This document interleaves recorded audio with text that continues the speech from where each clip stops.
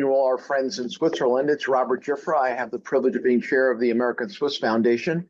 And this is probably one of our most popular webinars every 4 years. This is our webinar on the 2024 presidential and congressional elections in the United States. We have two really, really great speakers with us today. We have Meredith McGraw, who is a young national political correspondent for Politico. She was a young leader in 2022. She's also been a White House correspondent. She's also been a reporter for ABC News, and she was originally from West Virginia. And it's my privilege to introduce Chris Ruddy. Chris is the CEO of Newsmax. He was a young leader in 2001. Chris founded Newsmax in 1998. And Newsmax is considered one of the top 12 U.S. news brands. And I think, right after Fox, I'd say it's probably the most important news brand on the conservative side of the ledger. I mean, he's sort of like he's a younger version of Rupert Murdoch, I like to tell people. But it really incredibly successful and has really built one of the really most important brands. So why don't we get right to it? This was obviously a very consequential election. Donald Trump won in the Electoral College 312 to 226. He won all of the swing states. He won the popular vote, which I believe was only the second time for a Republican since 1988, the other being the second term of George W. Bush. The Senate is now going to be 53-47, and the latest House count, which I saw, was 218 to 212 for the Republicans. Donald Trump is the first American president since Grover Cleveland to be reelected to non-consecutive terms. Grover Cleveland was president in 1885 to 1889, and then from 1893 to 1897. Why don't I start off with sort of my first question to our panelists? With all of the legal issues that Donald Trump faced, do you think that this is the greatest comeback in American political history, surpassing, I think most people used to say, Richard Nixon winning in 1968 after losing the presidency in 1960 and losing for governor in 1962 and saying you won't have Nixon to kick around? Is this the greatest comeback in American history? Meredith? I mean, it is quite the comeback indeed. I think before we even start this conversation, I kept thinking back to where we were at just 4 years ago.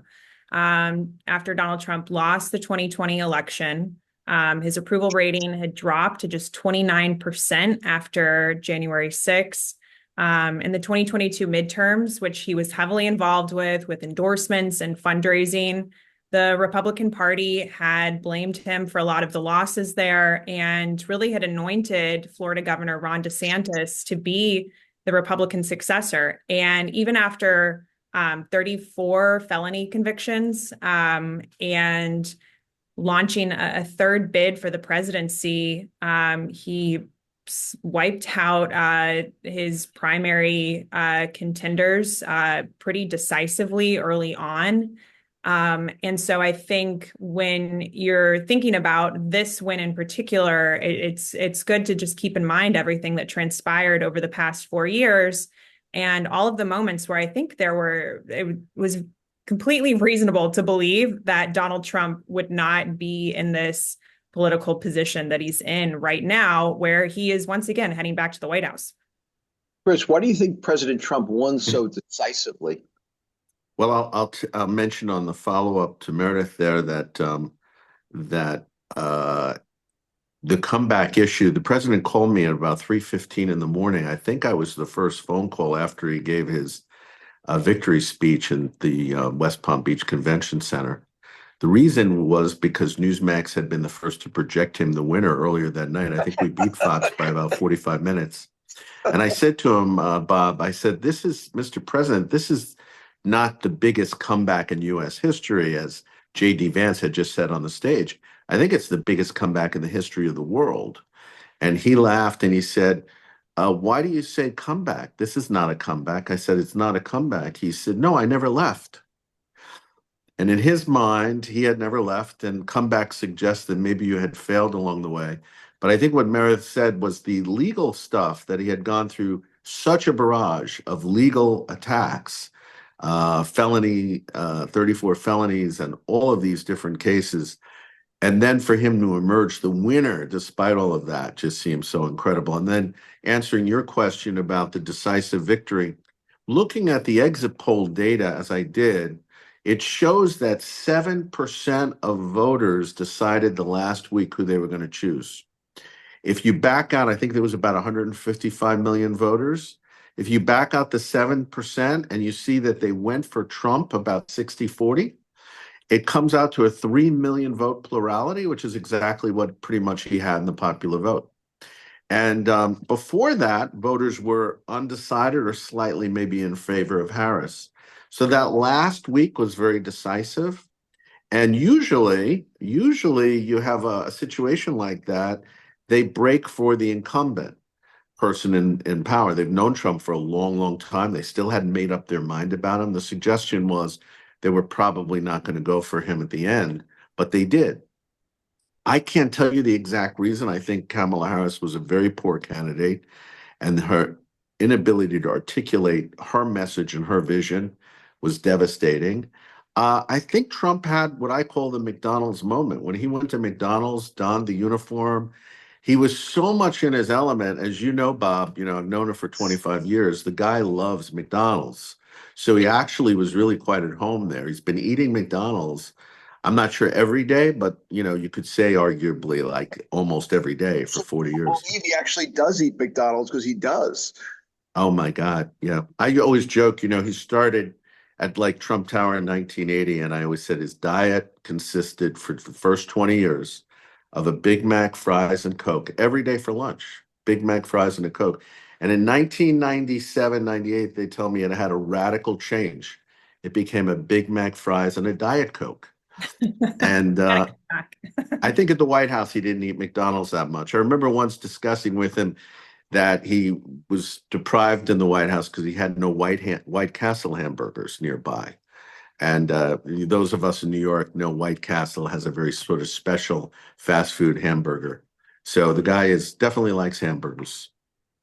One of the things he did, I thought, in the last week of the campaign was really sort of going back to the Reagan question of 1980.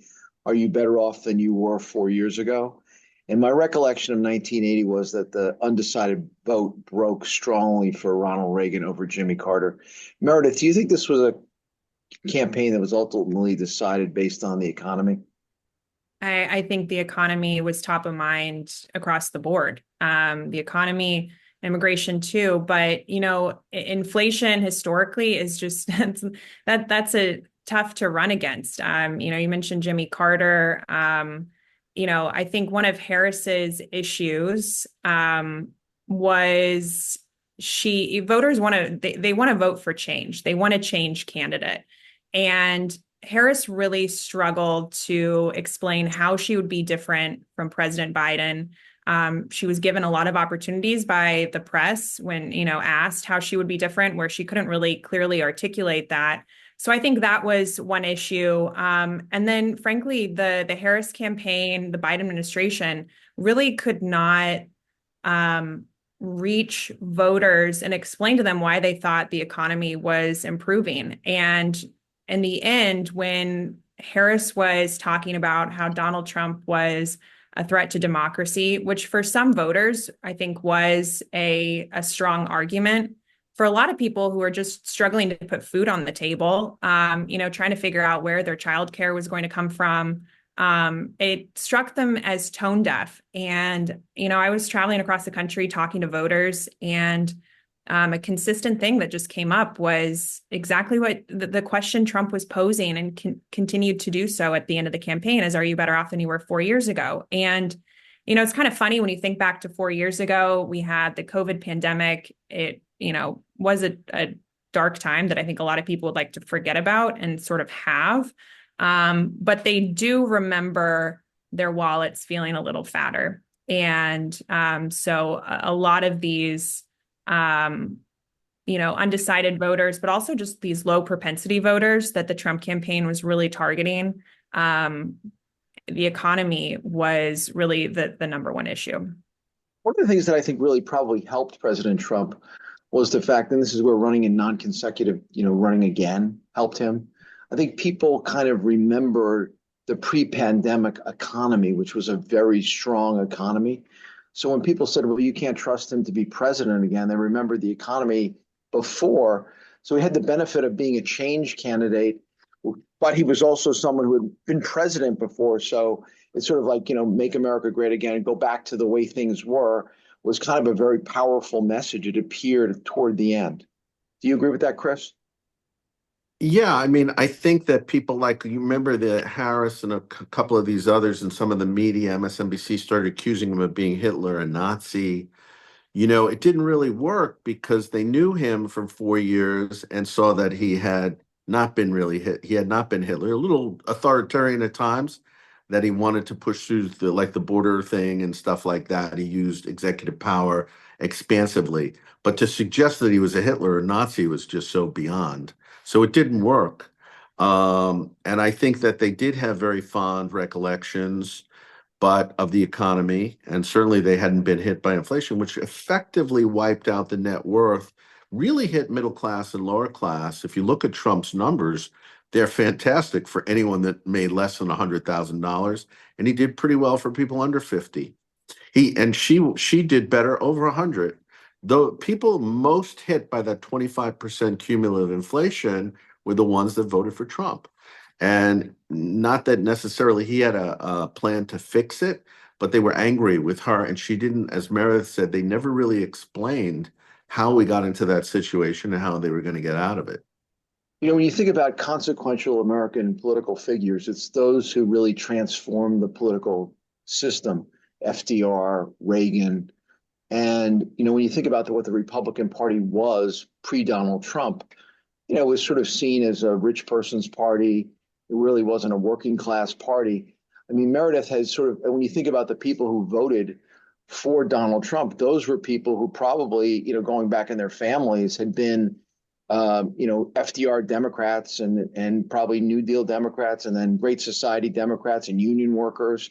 These were people who would have voted against, Mitt Romney or George H.W. Bush, yet they voted for Donald Trump. Is he a transformative figure in American politics by realigning the parties, actually turning the Democrats into a coastal sort of elite party, and then the Republicans into sort of a more of a working class party, which I don't think I ever would have expected, 10 or 20 years ago.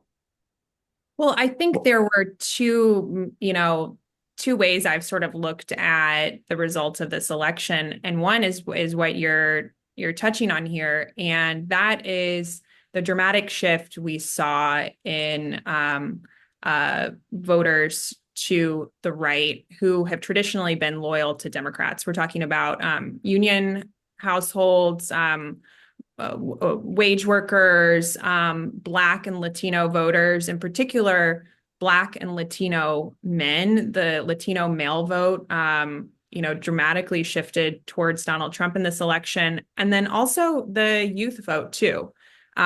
We saw how young men shifted towards Donald Trump, men under the age of 45, and female voters, too. There was a shift towards Donald Trump from what we saw in the 2020 election. And, I think part of that was the campaign strategy of the Trump team. They were really trying to reach out to constituencies that just had been out of reach for Republicans for a while. You think about them,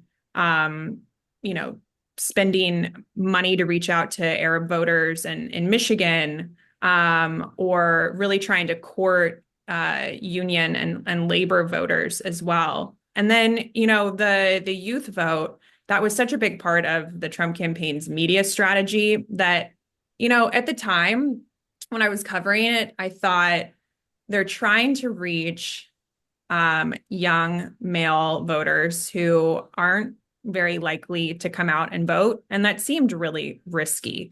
We all know young guys in their 20s, and I wouldn't maybe put them as the most like reliable people to lean on. Like Joe Rogan. Yeah, and the Trump campaign, they went on all top four Spotify podcasts.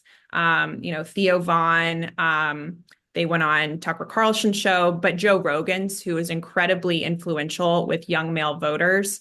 And there were two advantages that I think Trump had with using this as a kind of media strategy. I think one, there's a lot of people that are just disaffected when it comes to mainstream media. A lot of young people these days are getting their news sources from social media, from TikTok, from Instagram, from podcasts like Joe Rogan's. And it also allowed Trump to spend a lot more time with these voters. You think about these podcasts and they go on for maybe like 2 hours. And so Trump is like sitting there talking to them about things that go beyond policy, but really tap into sort of like celebrity and pop culture, which is something that I think was a big part of his rise in 2016, was really leaning into that. And it's something that his team tapped into this time around, but really rooted in all of it. It sort of goes back to what we were just talking about earlier. It's just the frustrations that a lot of these people had about the economy, how their concerns about the economy were being viewed, and also about immigration too. I think, when you're looking at some of the trends we saw with Latino male voters, it was a lot of concerns about obviously the economy, but immigration too. I think, Bob, I would just add to what Meredith says that if you look at the data, it was young males that moved very decisively. The youth vote had gone for Biden like 2-1 over Trump in 20. And in this election, it did go for Harris, but only by a couple of percentage points. So clearly all of those podcasts worked, the Joe Rogan effect. But the biggest shift that I saw, you could argue, is a cultural one, not so much an economic one. I think voters said they were very unhappy across the board about inflation, but Hispanics, Trump won that vote 46%. Bush had the record at 44. So Trump has gotten the most Hispanic votes in history based on those exit polls, which is amazing considering. And then the Catholic vote had gone for Biden. It went 58% for Trump. Now, Trump's campaign made a very significant effort against the woke DEI. They made a real effort pointing out they would take out ads in football games about that Kamala Harris wanted to pay for trans people to get trans surgeries at government costs. And I think the trans agenda was like a bridge too far for a lot of people, and the Democrats' efforts there. And you just saw across the board, Meredith mentioned Arab voters. Arab voters tend to be very conservative. They tend to be religious. Harris pulled in about the same amount of Black voters. I think Trump might have gone up 1 point, so it really didn't make a big difference there.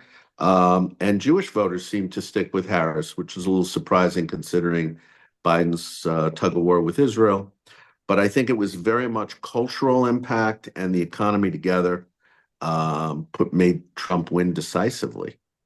The interesting thing, I live in New York City and New York State. In New York State, actually, Trump really narrowed the margin from 2020 to the point where I think he only lost by 10 points.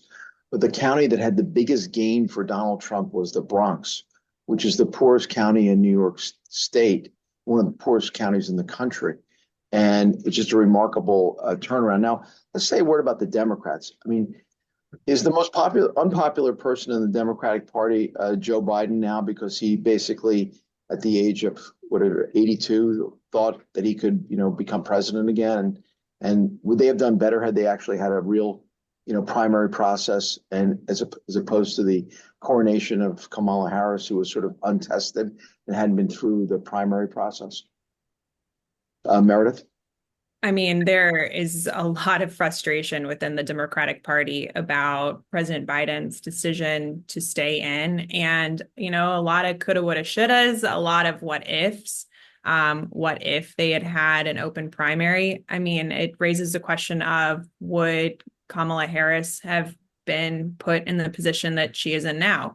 She lost the primary, the Democratic Party, primary, excuse me. She had not been seen as a strong candidate before she was tapped for vice president, and then she was put in this position now.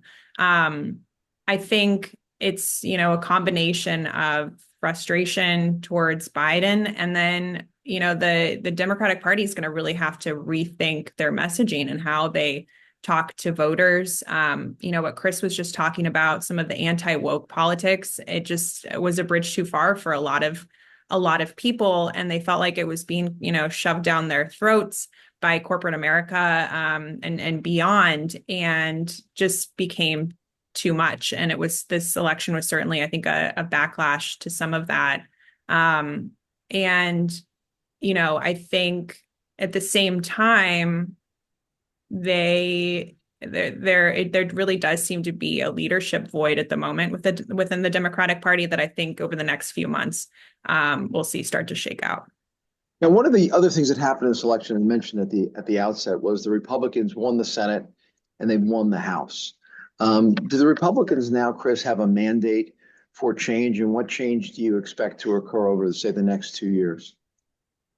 I think they have a pretty clear-cut mandate that the country is culturally conservative and wants to stay there and doesn't want to do a lot of social engineering. So that's there. And I think they have a mandate on the border. The public wants that closed. I'm not sure the public's in favor of mass deportations. And I think that's going to get very thorny for the administration as they try to implement that. And I don't see it actually being fully implemented at the end of the day. It might be very selective at the end of the day. There's a lot of, for example, criminal people that came out of jails in Venezuela and elsewhere that were literally dumped across the border. And so I think there'll be an effort to remove them, and that would be positive.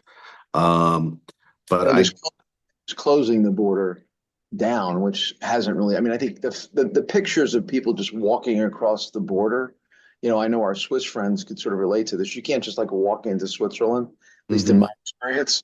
Yeah. A little bit crazy you can't really have a country when people can just walk in, and then obviously the pictures of people being, flown all around the country, and, they took over the Roosevelt Hotel in New York City, and New York State was spending, literally billions of dollars housing people, in a country where we have our own, infrastructure and other issues that need to be addressed.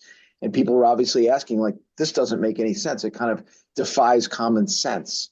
Meredith, those pictures really hurt Kamala Harris?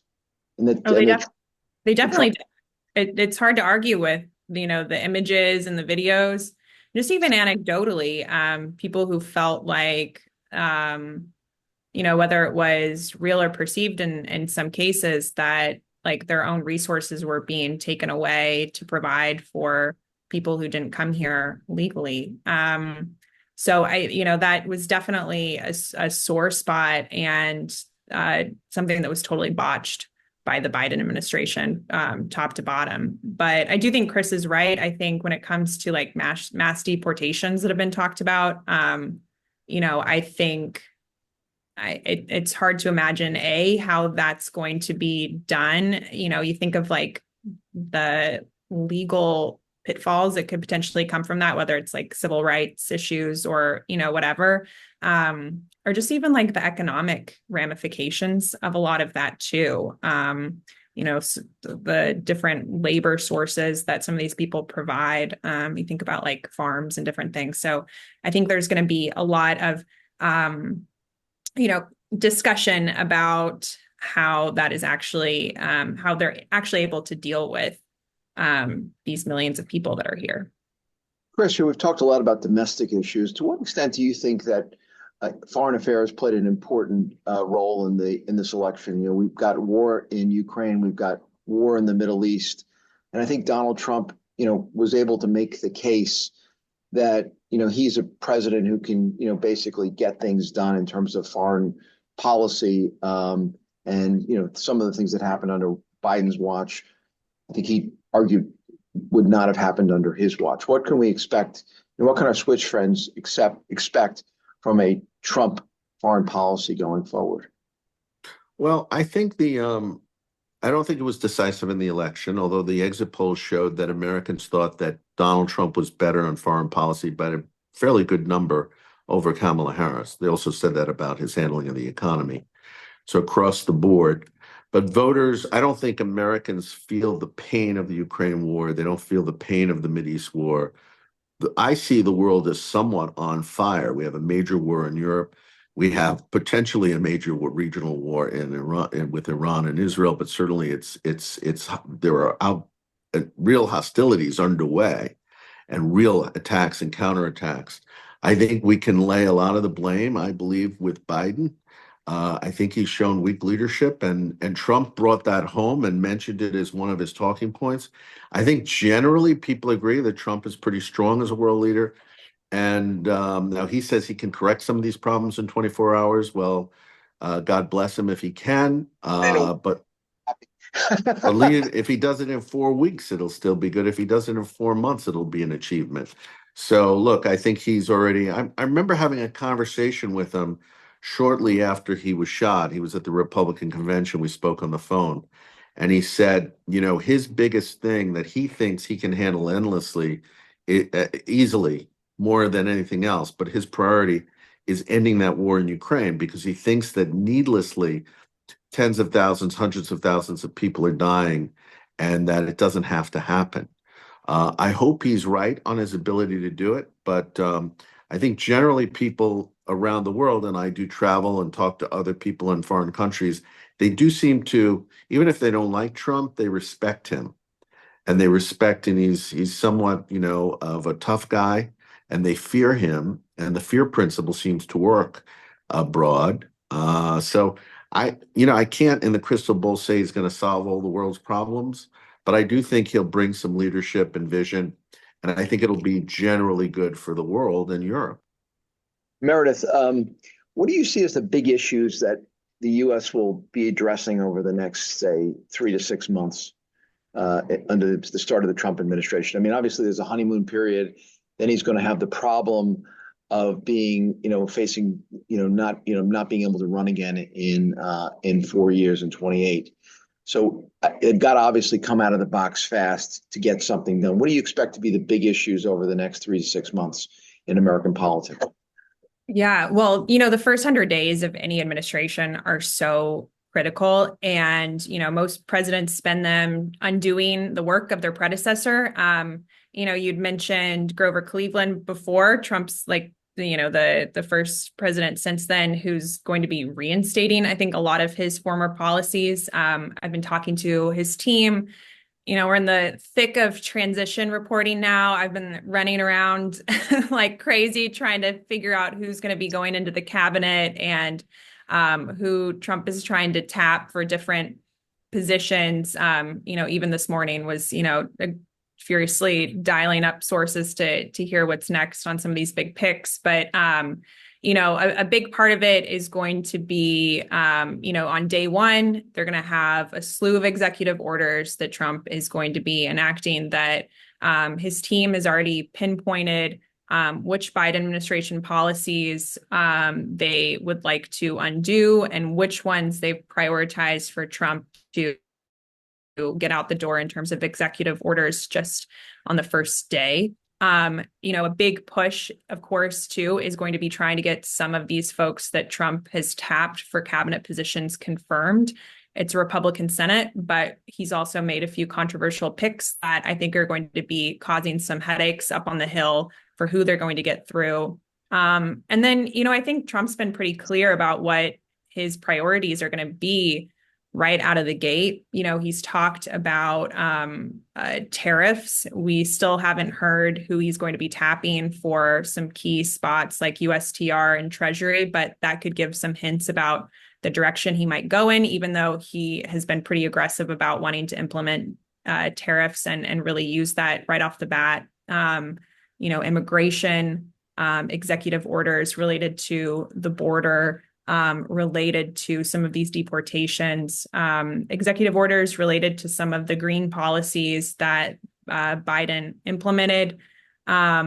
It's the funding the government. It's going to be another big issue. And then I think one of the biggest fights on the Hill, of course, is going to be the Tax Cuts Act that is expires and is going to have to be reconfigured in 2025. So that's going to be a major fight on the Hill, and I think that's going to suck a lot of attention away from the White House too. So it'll be a pretty full agenda. It's, they have control of the Senate, but at the same time, as we all know, Republicans in the House and Senate are not always in lockstep. And so Trump is going to have to be working with that too. Oh, I guess you got two senators, Murkowski and Susan Collins, who I think probably will be key votes going forward. Chris, what do you expect to see over the next 3 to 6 months of the second Trump administration? Well, I think he's going to be very aggressive because he knows he has the House for 2 years. Usually the party in power loses the House in the midterm. That could be different this time if the president does, I think, some of his populist agenda items and the economy is good. It might remain in control of the House, but they only have I think it's a 7-vote margin right now, and it may change. So I think he tries to push through all the key things that he would like to do on economic issues, like the tax cut Meredith mentioned is going to be a big battle. And remember, he dropped the corporate tax to 21 from 35, and he said in his campaign he wants to lower it 15. I personally thought the 21% was too low for a number of reasons, and he got rid of the SALT tax, the state and local deductions from big states like New York and California. Damaged those states, and actually it was the main reason he lost the House. The Republicans lost the House in the 2018 election, and I think he says he want to bring that back, but you're going to have to find funding for it because a lot of members of the Republican caucus, the Club for Growth type guys, will do a tax cut, but they want it paid for somewhere. They don't want it to add to the deficit. So we're in a strange situation because remember, as a result of COVID, Pelosi and the Democrats locked in a 50% increase in the federal budget in 21, 22. We've had a 50%, it's over 6 or 7 trillion, close to $7 trillion now. And they didn't have an offset for revenues. The revenues came in only maybe about 10%. So that's why the deficit's been close to $1.5 to $2 trillion a year. And so now President Trump's coming in, he has this ambitious program, lowering taxes and this and that. But the deficit at some point has to be addressed. And so I think there's some really powerful economic headwinds that he's going to face as he tries to implement some of this. Why don't I ask each of you one more one more question and we'll be done. Meredith, so bottom line, what's your thoughts on what we've seen in the election? Is this a game-changing election for America? It certainly is a major shift in American politics. I've been covering Donald Trump since he was in the White House, and then I continued to cover him after he left the White House. And so I feel like just as a journalist or reporter, I've seen the full arc of Trump's political story at this point. And I do think the shift in particular that we've seen in the Republican Party over the past few years, the shift in political priorities and, how that was affirmed by people in this election, I think it's going to have a lasting effect. And Chris, does Donald Trump have the ability now to be a historic figure like an FDR or a Reagan in light of this victory? I think he's already historic in that he's the first man to be president that was never a politician or general, never elected to office. And I think he was pretty transformative. His first, there's a famous presidential historian from Carnegie Mellon, and he said that he was the most impactful one-term president. So now he's back for a second term, and I think he's got a lot of ambitions. I think he has the ability to be this great giant. But, let's see. Sometimes he does go into the street as a street brawl. He comes from Queens, New York, and he likes to go and brawl with people. And that's usually not indicative of somebody like a Washington, Lincoln, or Reagan, or FDR. So I think that he has the opportunity. I think some of his cabinet picks suggest really good choices. Some are not so strong and could be problematic. Okay, well, thank you both very much. We really appreciate you taking your time to be with us. I know Faith Whittlesey is probably watching, smiling, because I'm sure you were two of her favorite young leaders. And well, Meredith might have come a little bit later, but we really Yes. try. We really like to have sort of good balanced conversation. And so thank you both so much. This has been really great. And thanks to all our viewers, and look forward to seeing you all again Yeah. in the future. Thank Bye. you, Bob. Thank you. Pleasure. Thank you, Bye. Meredith. Thanks, Meredith.